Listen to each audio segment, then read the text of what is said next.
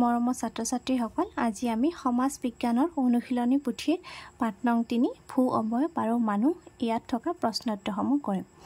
Number 1ত কি আছে? তোমালোকে বাস কৰা অঞ্চলটো নিৰীক্ষণ কৰি নিম্নলিখিত প্ৰশ্নকেইটাৰ শুদ্ধ উত্তৰবোৰৰ কাষত এই চিনটো পূৰ কৰি দিয়া। পূৰ কৰা। ক, তোমালোকৰ অঞ্চলটোৰ ভূ প্ৰকৃতি কেনেকুৱা? এইটো তোমালোকৰ বেলেগ বেলেগ হ'ব। মোৰ ঠাইখিনি যিহেতু সমতল, গতিকে মই সমতলটো দিছোঁ। যদি তোমালোকৰ সমতল হয়, সমতলত এনেকৈ গোল কৰি দিবা। যদি ঢৌৰ নিচিনা হয়, এইটোত কৰিবা। ওখ চাপৰ যদি হয়, এনেকুৱা কৰিবা। খ নম্বৰত কি আছে? তোমালোকৰ ঘৰৰ ওচৰত থকা পথাৰৰ মাটিৰ ঢাল কেনেকুৱা? এইটো আমাৰ ঢাল নাইয়ে যিহেতু আমাৰ ওচৰত, সেইকাৰণে ঢাল নাইত কৰিছোঁ। তোমালোকৰ মিলাই চাবা কোনটো হয়। তাৰপিছত গ নম্বৰটো, তোমালোকৰ ওচৰে পাজৰে পাহাৰ বা পৰ্বত আছেনে? আমাৰ ওচৰে পাজৰে নাই, সেইকাৰণে মই নাই দিছোঁ। যদি তোমালোকৰ আছে, কি কৰিবা? ইয়াতে গোলটো কৰি দিবা।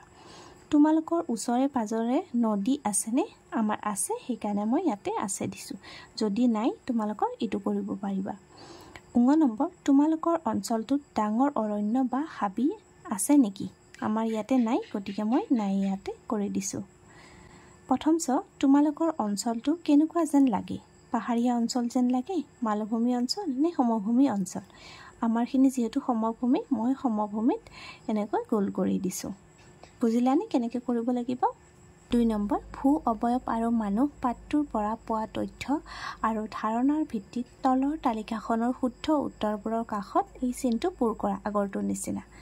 প্ৰথমটো কি? মানুহৰ কাৰ্যকলাপত কি আছে? জীৱিকা আছে। পাৰ্বত্য অঞ্চলৰ জীৱিকা কি হয়? আমি পাঠটোতে পাইছোঁ কি হয়? কৃষি হয়। গতিকে কৃষিত আমি গোল কৰি দিম। মালভূমি অঞ্চলত কি হয়? খনিজ উত্তোলন হয়। গতিকে এইটোত আমি গোল কৰি দিম। তাৰপিছত সমভূমি অঞ্চলতো কৃষিয়ে হয়, গতিকে কৃষিত আমি এনেকৈ গোল কৰি দিলোঁ। তাৰপিছত চোৱা, যাতায়াত আৰু যোগাযোগ ব্যৱস্থা। পাৰ্বত্য অঞ্চলত কি হয়? অনুন্নত হয়, উন্নত নহয়। গতিকে ইয়াতে এইটো কৰি দিলোঁ। তাৰপিছত মালভূমি অঞ্চলত উন্নত হয়, ইয়াতে এইটো কৰি দিলোঁ। আৰু সমভূমি অঞ্চলত অতি উন্নত হয়, গতিকে এইটোত আমি গোল কৰি দিম। নেক্সট আছে জনবসতিৰ ঘনত্ব। জনবসতিৰ ঘনত্ব পাৰ্বত্য অঞ্চলত কি হয়? পাতল হয়।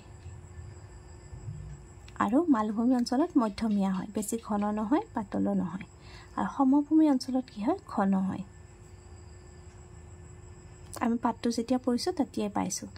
মানুহৰ জীৱন যাত্ৰা কি হয়? কষ্টকৰ হয় পাৰ্বত্য অঞ্চলত।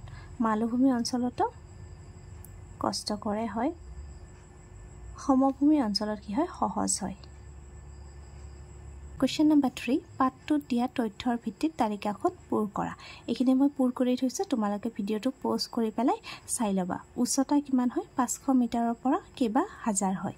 এইটো পৰ্বতীয় অঞ্চলত। মালভূমিত কি হয়? 300 মিটাৰৰ পৰা 1500 মিটাৰ হয়। আৰু সমভূমি কি হয়? 200 মিটাৰ হয়। বৈশিষ্ট্য কি হয়? পাৰ্বত্য অঞ্চলৰ ওখ হয়, মালভূমি অঞ্চলত বহল আৰু সমতল, সমভূমি অঞ্চলত চাপৰ আৰু সমান। সৰ্বোচ্চ সৰ্ববৃহৎ, ইয়াত কি লিখিবা? হিমালয়। ইয়াত লিখিবা তিব্বত মালভূমি। ইয়াত লিখিবা চাইবেৰিয়ান।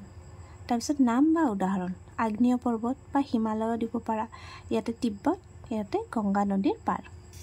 কুৱেশ্যন নম্বৰ 4, ভূ অবয়ব আৰু মানুহটোৰ ওপৰত ভিত্তি কৰি তলৰ শব্দ শৃংখলটো প্ৰস্তুত কৰা হৈছে।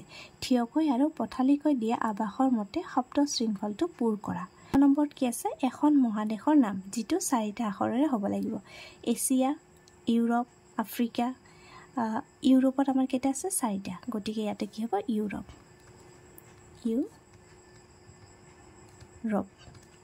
এইটো হৈ গ'ল। এতিয়া চোৱা, খ নম্বৰ আছে, দুলানি উচ্চভূমিৰ মাজত নদী বা হিমবাহে সৃষ্টি কৰা দীঘলীয়া নিম্নভূমি। এইটো কি হ'ব? উপত্যকা। ইয়াতেও মিলি আছে, চোৱা, উপত্যকা। এতিয়া গ নম্বৰটো চোৱা, পৃথিৱীৰ আটাইতকৈ গভীৰ হ্ৰদ। আটাইতকৈ গভীৰ হ্ৰদ কি? বৈকাল হ্ৰদ। বৈকাল। খ নম্বৰ কি আছে? ভাৰতৰ এটা উল্লেখযোগ্য হ্ৰদ। 4টা আখৰৰ হ'ব লাগিব। খ নম্বৰ ক'ত আছিলে? ইয়াতে। তেনেহ'লে লৰ পৰা ষ্টাৰ্ট হ'ব, লকটক। ব্ৰহ্মপুত্ৰৰ এখন উপনৈ, 3টা আখৰ হ'ব লাগিব, কপিলি। এখন মহাসাগৰৰ নাম, এইটো চোৱা, মহাসাগৰৰ নাম ইয়াত 3 দিয়া আছে যদিও ইয়াত কি হ'ব? 5 হ'ব। এইটো ভুল হৈছে, 5 হ'ব। লাষ্টত ক থাকিব লাগিব, কি হ'ব? আটলাণ্টিক। আটলাণ্টিক। কুৱেশ্যন নম্বৰ 5 তলত পৃথিৱীৰ 5খন মহাসাগৰৰ নাম দিয়া আছে কাৰ অনুযায়ী মহাসাগৰসমূহত ডাঙৰৰ পৰা সৰুলৈ সজাই তলৰ খালী বাকচবোৰত লিখা। প্ৰথম কি হ'ব প্ৰশান্ত মহাসাগৰ, প্ৰশান্ত মহাসাগৰ। দ্বিতীয়তে কি আটলাণ্টিক মহাসাগৰ।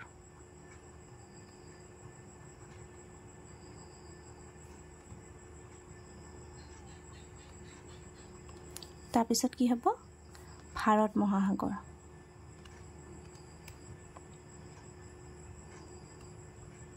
তাৰপিছত উত্তৰ মহাসাগৰ।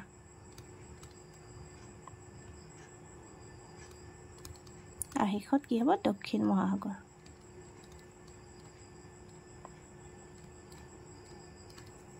কুৱেশ্যন নম্বৰ 6 চোৱা ক অংশৰ লগত খ অংশ মিলোৱা।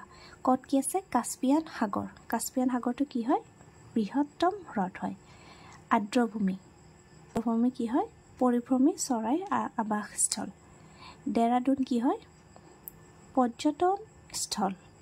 তিব্বত উচ্চতম মালভূমি। হুণ্ডু জলপ্ৰপাত। কুৱেশ্যন নম্বৰ 7 তলৰ অৱয়ৱসমূহ চিনাক্ত কৰি নামবোৰ তলৰ খালী বাকচবোৰত লিখা। এইটো দেখি আমি গম পাইছোঁ এইটো কি হয় পৰ্বত হয়, গতিকে ইয়াতে কি লিখিবা পৰ্বত। এইটো চোৱা ইয়াৰ উট গৈ আছে, এইটো কি হয় মৰুভূমি হয়। এইটো কি হয় জলপ্ৰপাত।